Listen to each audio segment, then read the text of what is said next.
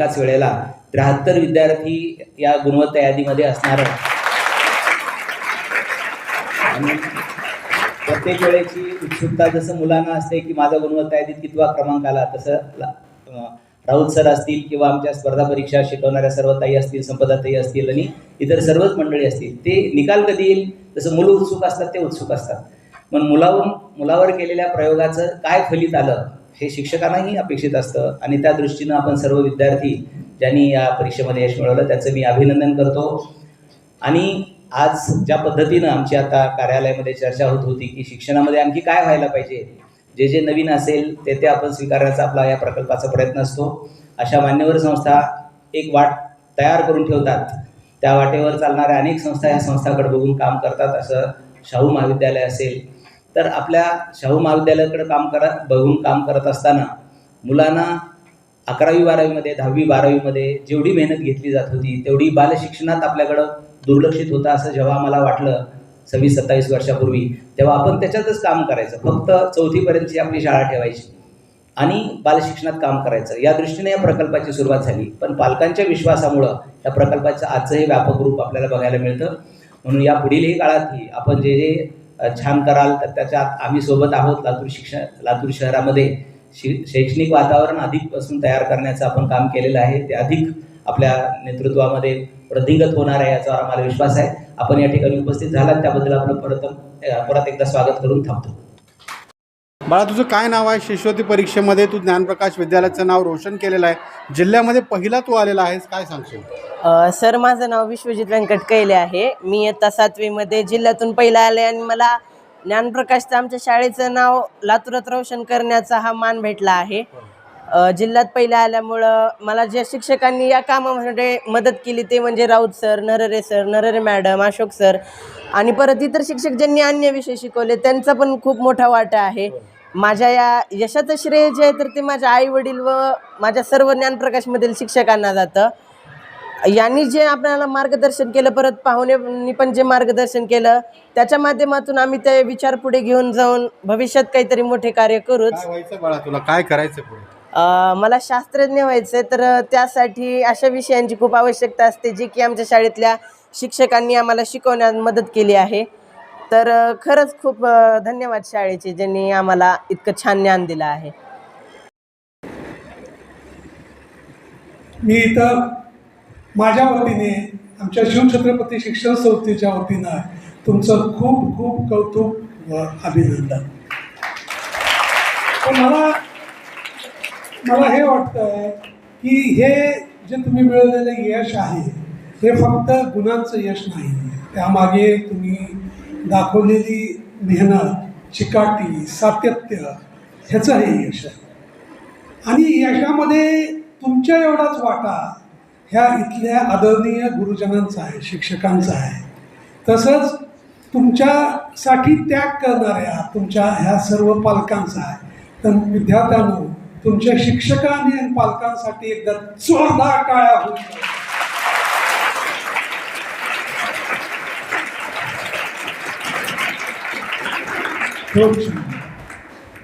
तर ज्यावेळेस आपण यश मिळवत असतो त्याच्यामध्ये खूप जणांचा सहभाग असतो.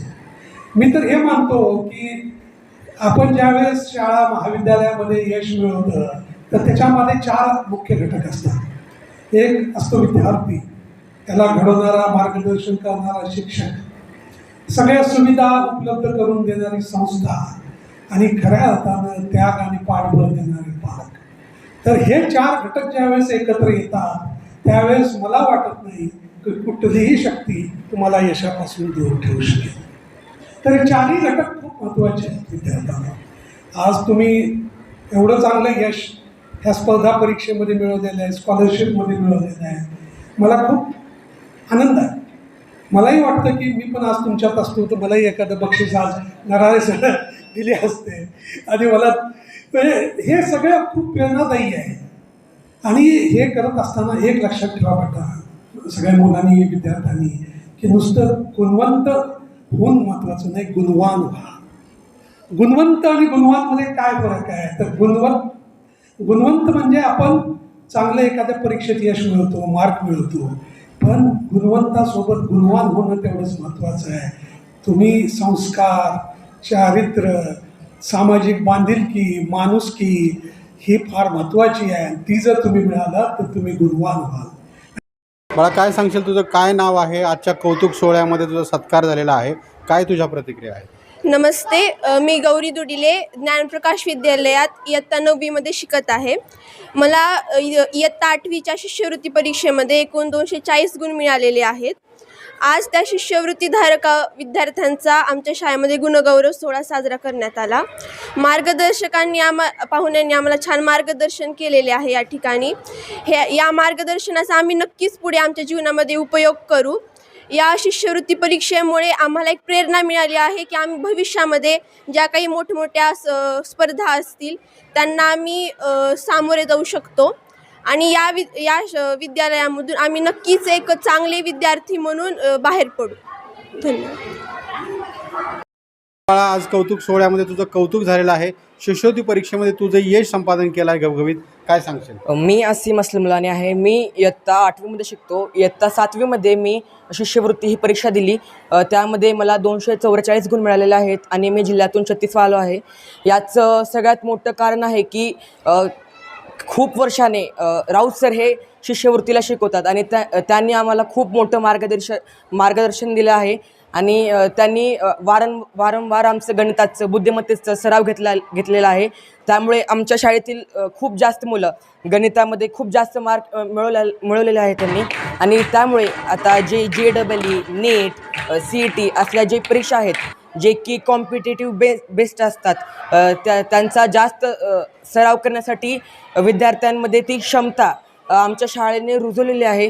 आणि त्यामुळे आम्ही फक्त एक गुणवंत विद्यार्थी नाही तर एक चांगले नागरिक बनून या शाळेतून बाहेर पडू, हा विश्वास शाळेने आम्हाला दिलेला आहे. आणि त्याच्यामुळे पुढच्या गोष्टीचा एवढा शोध लागलेला, ती गोष्ट तुम्ही इथं करून घेता असं मला वाटतं. क्युरियस बनवताय मुलांना, स्वतःला करायला सांगतायत गोष्टी. आणि इथं नुसतंच मला असं वाटत नाही की आपण आता म्हणतो लातूर पॅटर्न आहे इथं आणि लातूरमध्ये असं वेगळा काय उपक्रम करणं, हे मी सरांना पण बोललो की हे प्रवाहाच्या विरुद्ध जाऊन गोष्टी करणं खूप अवघड आहे. पण ह्याच्यामुळंच तर म्हणजे ज्यावेळेस शिक्षणाचं सुधारणा आणण्यासाठी कोठारी कमिशन नावाचं कमिशन नेमलं होतं, तर ते कोठारी कमिशनच्या अहवालामध्ये एक वाक्य होतं की भारताचं भविष्य हे वर्गाच्या भिंतींमध्ये घडत आहे. तर इथं आल्यानंतर त्याची खरंच परिस्थिती होती की भारताचं जर हे भविष्य असेल आणि जर ते वर्गात ह्या घडत असेल तर नक्कीच भारताचं भवितव्य उज्ज्वल आहे. आणि मला विश्वास वाटतो हे सगळं बघितल्यानंतर, सगळ्या उपक्रम बघितल्यानंतर. म्हणजे इथं मुलांना भेळ बनवणं शिकवतं. आपल्याला साधी गोष्ट वाटते पण बऱ्याच मुलांना भेळ बनवता येत नाही आजकालच्या, खरंच येत नाही. चहा बनवता येत नाही, तर चहा, सरबत, झाडं कसे लावायचे, गहू कसा उगतो, फळं कसे येतात, ते वाटून कसे खायचे, आपण काय गोष्टी करतात, हे जे जीवन मूल्याचं शिक्षण देते शाळा, त्याचं खरंच कौतुक वाटतं. आणि ह्याच्यातून नुसतंच मला नाही वाटत की अकॅडमिक्सली मुलं ब्राईट होतील, तर मला असं वाटतं की कला, क्रीडा, संगीत, साहित्य, अजून कोणते काय क्षेत्र असतील त्या सर्व गालागुणांना विद्यार्थ्यांना वाव मिळून हे मुलं नक्कीच कुठेतरी चमकतील अशी आशा वाटते मला.